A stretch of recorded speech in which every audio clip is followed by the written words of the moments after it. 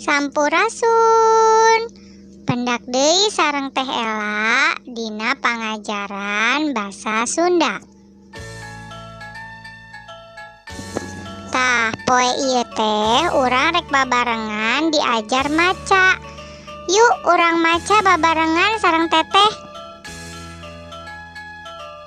Tah, Teteh maca tina buku, hidep perhatikeun bacaanana terus turutannya.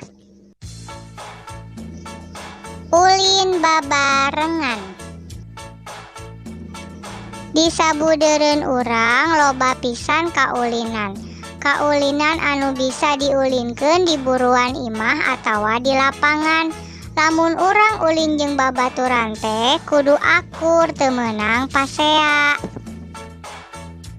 Anu meunang ulah ngarasa agul terus moyokan anu eleh. Anu eleh oge kudu narimakeun.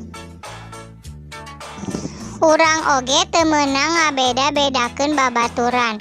Sanajan beda agama, warna kulit, jeung suku bangsa, urang kudu tetep sauyunan. Tah, gampang kan macana? Hidep kudu macana diulang-ulangnya supaya bisa. Dugi ka dieu heula nya, Teteh maturan hidep diajar maca basa Sunda. Sampurasun.